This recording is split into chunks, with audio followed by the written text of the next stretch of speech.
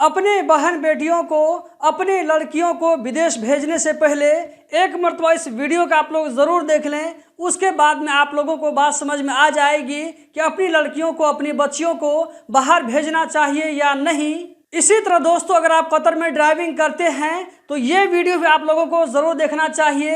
अगर red signal जल रहा हो तो आप लोगों को गाड़ी क्यों आगे नहीं बढ़ाना चाहिए, सिग्नल को नहीं तोड़ना चाहिए, इसका अंजाम क्या होता है, मैं आप लोगों को इस वीडियो में आगे दिखाने वाला हूं। तो वीडियो के साथ में आखिर तक बने रहें। अस्सलाम वालेकुम दोस्तों, मैं हूं असलम आलम और आप देख रहे हैं गल्फ एक्सपर्ट।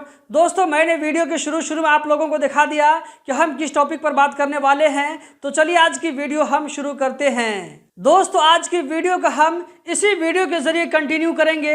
तो चलिए वीडियो यहाँ पर हम प्ले करते हैं। दोस्तों, यहाँ पर देख सकते हैं ये जो है सिग्नल खुला हुआ है, जबकि ये सिग्नल यहाँ पर रेड जल रहा है। इसका मतलब है कि ये सिग्नल बंद है। अगर सिग्नल बंद हो फिर भी अगर गाड़ी चली जाती है तो यहाँ पर क्या इसका अंजाम होता है, ये आप देख सकते हैं। ट्रैफिक डिपार्टमेंट की तरफ से ये सोशल मीडिया पर जारी किया गया है, जिसमें आप देख सकते हैं कि अगर रेड सिग्नल जल रहा हो फिर भी अगर गफलत में या ये कि जानबूझ करके अगर गाड़ी को आगे बढ़ाते हैं तो उसका क्या अंजाम हो सकता है। यहाँ पर एक मतलब फिर से आप देख लीजिए, ये गाड़ी इधर से आ रही है, इसका जो है सिग्नल खुला हुआ है और इधर जो है सिग्नल ये जो बंद है, लेकिन फिर भी एक गाड़ी जो बहुत तेजी के साथ में आगे बढ़ रही है। पता नहीं उसका ध्यान कहाँ पर, मोबाइल चला रहा है या कुछ और उसको इमरजेंसी है, तो इसने यहाँ पर सिग्नल की परवाह न करते हुए गाड़ी को आगे बढ़ाता है। यहाँ पर आप देख सकते हैं इसका अंजाम क्या होता है। तो दोस्तों, रेड सिग्नल के अगर रूल को हम फॉलो नहीं करते हैं तो यहाँ पर जो कुछ आप लोगों ने देखा है इसी तरह का रिजल्ट सामने आता है। तो इस तरह की वीडियो को दिखाने का मकसद ये है कि आप लोग लाइव अपनी आंखों से देख सकें कि कतर में या ये कि गल्फ की किसी भी कंट्री में ट्रैफिक रूल को अगर हम नहीं मानते, उसको फॉलो नहीं करते हैं तो इसका यहाँ पर क्या रिजल्ट आता है। दोस्तों, जबकि आज की दूसरी वीडियो यहाँ पर आप देख सकते हैं, जहाँ से मैंने इस वीडियो को लिया है, यहाँ पर लिखा है खाड़ी मुलुक दुबई में नेपाली युवती हरू यस्ता घिन लाग दो हरकत गरी रहे का क्षण। दोस्तों, आप लोगों ने समझ लिया होगा कि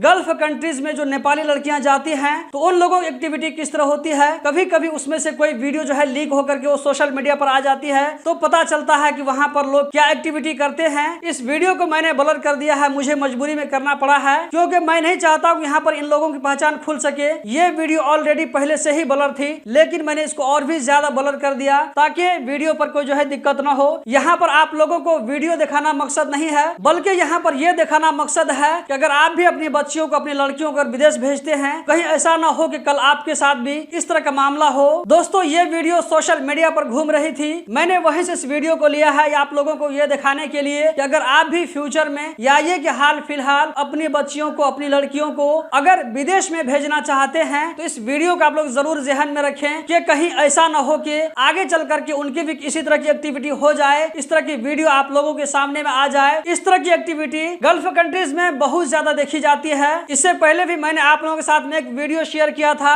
जिसमें मैंने एक नेपाली लड़की और बंगाली का वीडियो आप लोगों को दिखाया था। उस वीडियो के नीचे आप लोगों की तरफ से बहुत ही ज्यादा कमेंट आया। कुछ कमेंट ऐसे थे जिसमें कहा गया था कि ये दोनों हस्बैंड वाइफ हैं। कम से कम ये कमेंट 6-7 लोगों ने या ये 10-15 लोगों ने किया था। तो मुझे लगा कि अगर इसमें कुछ भी सच्चाई होगी, मान लीजिए अगर दोनों अगर हस्बैंड वाइफ निकले, तो मेरी जो है वीडियो इसके बारे में नहीं होना चाहिए, इसीलिए मैंने उस वीडियो को रिमूव कर दिया था। लेकिन इस वीडियो में देखा जा सकता है कि कम से कम 2-3 औरतें और 2-4 मर्द हैं जो कि एक रूम में डांस कर रहे हैं। आपस में वो लोग जो है उछल कूद कर रहे हैं और इस तरह की एक्टिविटी कर रहे हैं जो कि आम लोगों को बिल्कुल भी पसंद नहीं आएगा। इनके जो घर वाले होंगे, इन लोगों तक भी हो सकता है कि ये वीडियो पहुंची होगी, उन लोगों को भी देख करके बहुत बुरा लगा होगा कि हम अपनी बच्चियों को विदेश किस नियत से भेजते हैं कि 2-4 पैसा कमा करके वो भेजे, लेकिन वहां जाकर के इस तरह की एक्टिविटी होती है। यहाँ पर मैं ये बात नहीं कहता हूँ कि सारी लड़कियां उस तरह निकल जाती है, लेकिन वहाँ का जो माहौल होता है, आपस में घुलना मिलना, बातचीत करना, धीरे धीरे ये चीज आपस में रिलेशनशिप में बदल जाता है। यहाँ पर मैं आप लोगों को एक सजेशन देना चाहूंगा, अगर आप अपनी बच्चियों को, अपनी लड़कियों को बाहर में भेजते हैं, उनका हस्बैंड वहाँ पर जरूर मौजूद होना चाहिए। बिना हस्बैंड के अपनी बच्चियों को, अपनी लड़कियों को या ये कि अपनी बहू को